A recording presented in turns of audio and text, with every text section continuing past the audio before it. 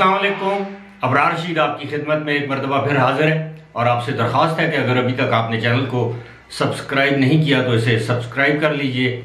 जो bell icon या घंटी का बटन है उसको ज़रूर प्रेस कीजिएगा। आपका बहुत बहुत शुक्रिया। आपने थंबनेल या टाइटल पर ये तो पढ़ लिया होगा कि दुबई में होने वाला सबसे बड़ा नाजायज़ कारोबार, लेकिन उससे पहले एक ख़बर है पाकिस्तान से, मुख्तसरन आपके साथ शेयर करूंगा।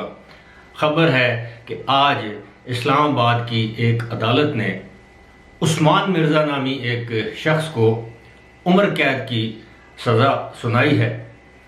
अगर आपको याद ना हो तो उस्मान मिर्ज़ा वो शख्स है जिसने गुज़श्ता साल एक लड़की पर, एक फ्लैट में एक लड़की और लड़के पर तशद्दुद किया, थप्पड़ मारे, उसे बरहना किया, उसकी वीडियो बनाई और क्या कुछ नहीं किया, लेकिन उसके बाद उसको गिरफ्तार कर लिया गया। मुल्ज़िम जाहिर है बाअसर था।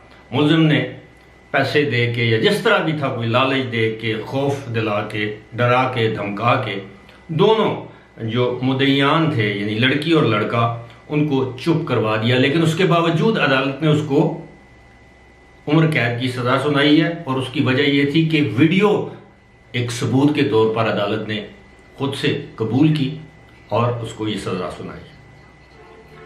इंसाफ के जो मुआशरे होते हैं, जिन मुआशरों में इंसाफ मिलता है, वो मुआशरे कभी शिकस्त नहीं खाते, कभी शिकस्त तो रेख्त से दो चार नहीं होते। अब यूएई की मिसाल दूंगा। मैं अपने मौजू की तरफ आता हूँ।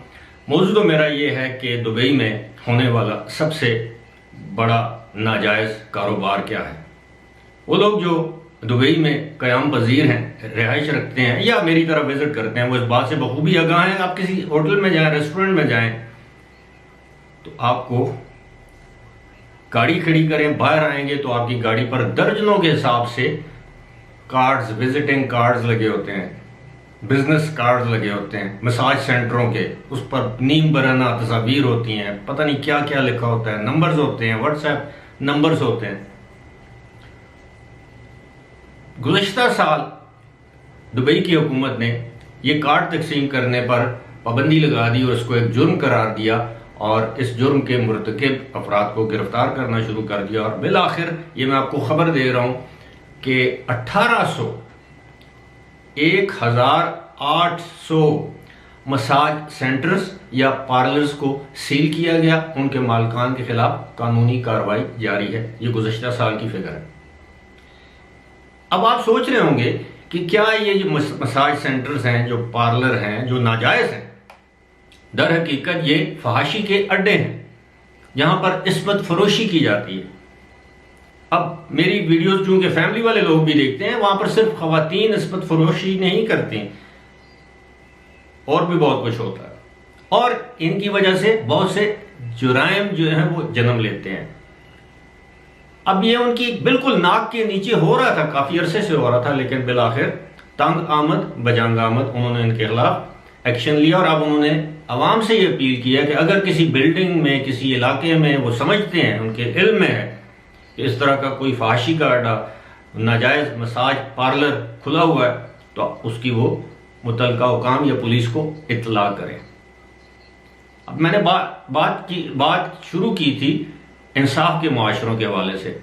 तो अब आप देखें कि वहाँ पर बेशक शख्सी हुक्मरानियाँ हैं, लेकिन आप ये देखें कि यूएई में कोई भी जुर्म हो, खा वो कितना बाअसर शख्स हो या कितना छोटे दर्जे का इंसान, तो कोई छोटे दर्जे का नहीं होता, लेकिन रुतबे के लिहाज से वो छोटे दर्जे का हो तो उसको मुआफ नहीं किया जाता, सजा जरूर मिलती है कवानीन के मुताबिक।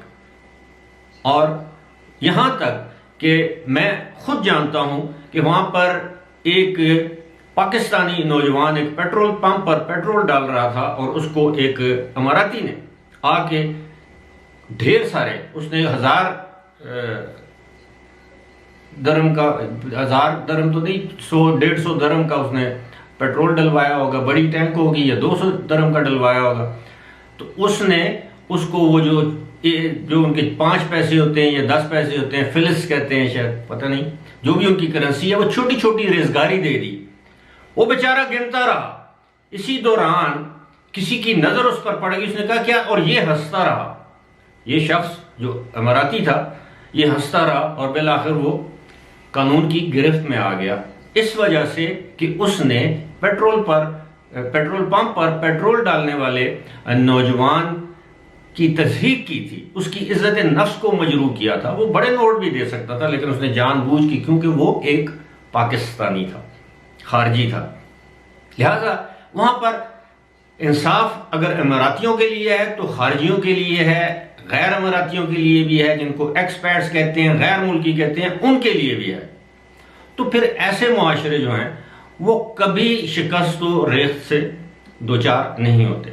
हमारा अलमिया ये है, बदकिस्मती हमारी ये है कि पाकिस्तान में अमीर के लिए कानून और गरीब के लिए कानून, और अमीर को इंसाफ फौरी तौर पर, गरीब को इंसाफ नस्लों तक नहीं मिलता।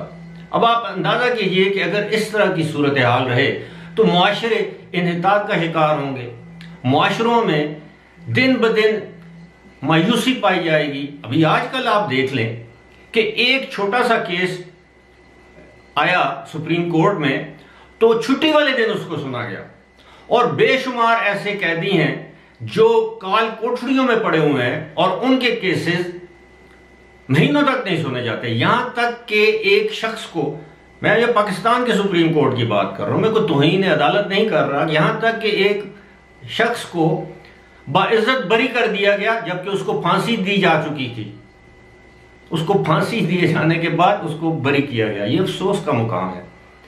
अल्लाह से दुआ है कि अल्लाह ताला पाकिस्तान में इंसाफ का निज़ाम राइज करे, तहरीक इंसाफ का नहीं। फिलहाल इसी के साथ मुझे दीजिए इजाज़त। खुदा हाफिज़।